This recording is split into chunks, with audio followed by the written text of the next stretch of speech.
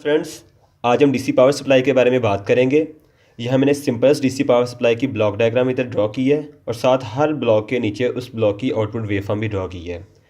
हमारा ये जो सर्किट है ये 4 ब्लॉक्स पे मुश्तमिल है। पहला हमारा ट्रांसफार्मर यूनिट, सेकंड एक रेक्टिफायर यूनिट, फिल्टर यूनिट और रेगुलेटर यूनिट। सबसे पहले जो हमारी एसी इनपुट है वो जाती है ट्रांसफार्मर यूनिट के इनपुट पे। ट्रांसफार्मर यूनिट का काम ये होता है कि ये हमारे एसी इनपुट वोल्टेज को लोड की रिक्वायरमेंट के मुताबिक स्टेप अप या स्टेप डाउन करता है। जैसे कि इधर हमें 5 वोल्ट रिक्वायर्ड है तो हमारा ये जो ट्रांसफार्मर होगा स्टेप डाउन ट्रांसफार्मर होगा, एसी इनपुट वोल्टेज के लेवल को कम करेगा। ये बात याद रखें कि किसी भी ट्रांसफार्मर की जो इनपुट और आउटपुट वो एसी ही होती है। ट्रांसफार्मर सिर्फ वोल्टेज लेवल को तब्दील करता है, कभी भी फ्रीक्वेंसी या किसी दूसरी चीज़ को डिस्टर्ब नहीं करता। ये जो ट्रांसफार्मर की आउटपुट जाती है ये नेक्स्ट यूनिट पे जाती है रेक्टिफायर यूनिट पे। रेक्टिफायर यूनिट का काम ये होता है कि ये एसी को डीसी में कन्वर्ट करता है। लेकिन एसी को डीसी में कन्वर्ट तो करता है लेकिन इसमें कुछ एसी के कंपोनेंट्स फिर भी बाकी रह जाते हैं जो कि हमारे लोड के लिए मौजूद नहीं होते। इनको हम सबसे पहले रिमूव करते हैं, फिर लोड पे अप्लाई करते हैं। इस मकसद के लिए हमारा एक तीसरा यूनिट लगाया जाता है जिसको हम फिल्टर यूनिट कहते हैं। फिल्टर यूनिट का काम ये होता है कि जो एसी में रिपल्स होते हैं, रिपल्स को रिमूव करता है।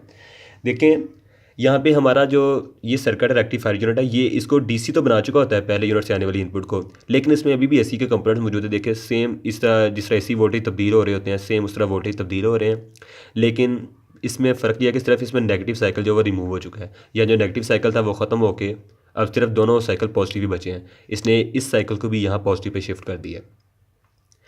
अब ये यूनिट जो इसकी आउटपुट है वो डीसी तो है लेकिन पल्सेटिंग है, वो जाएगी कैपेसिटर यूनिट के इनपुट पे। कैपेसिटर क्या करेगा, कैपेसिटर पहले यहाँ तक ये जो लेवल है इसकी पीक तक ये पहले कैपेसिटर चार्ज होगा, उसके बाद ये वोल्टेज जो कम होना शुरू हो जाएंगे, यानी यहाँ पे मैक्सिमम वोल्टेज आ रहे होते हैं। इन वोल्टेज का कम होते ही कैपेसिटर क्या करेगा, जो कैपेसिटर ने पहले चार्ज स्टोर किया है वो उसको साथ रिलीज़ करना शुरू करेगा।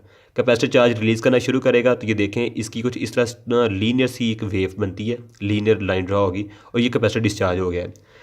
और ये अभी फुल डिस्चार्ज नहीं होता तो अगला जो पॉजिटिव साइकिल है वो स्टार्ट हो जाता है। कैपेसिटर फिर अपनी चार्जिंग स्टार्ट करता है। कैपेसिटर यहाँ से फिर चार्ज होना शुरू होता है, यानी कि यहाँ से फिर चार्ज होता है, इतना पहले चार्ज उसमें मौजूद था।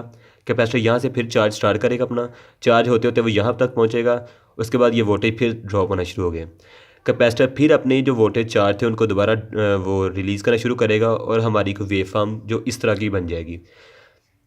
देखें अब ये हमारी डीसी तो बन चुकी है और हम इसको अभी भी अपने सर्किट में यूज़ नहीं कर सकते क्योंकि इसमें अभी भी वेरिएशन आ रही हैं। इस वेरिएशन को हम पहले ना एक यूनिट लगा के जिसका नाम रेगुलेटर है इसको रेगुलेट करते हैं, यानी इनको एक लेवल पे फिक्स करते हैं।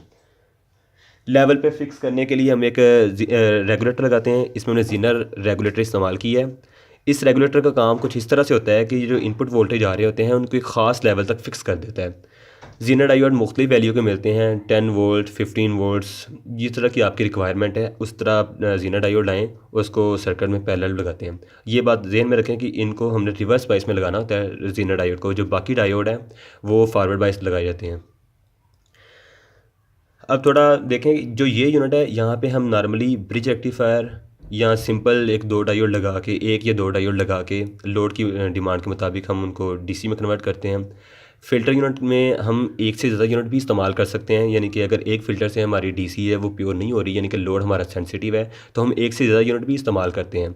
इस फ़िल्टर के तौर पे हम 2 कंपोनेंट यूज़ करते हैं, एक कैपेसिटर और एक इंडक्टर।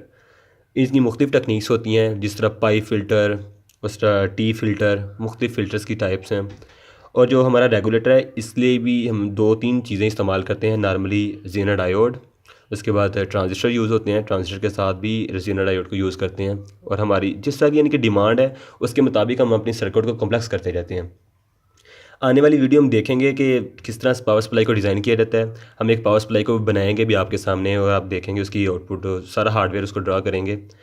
तब तक के लिए अल्लाह हाफिज़, थैंक यू।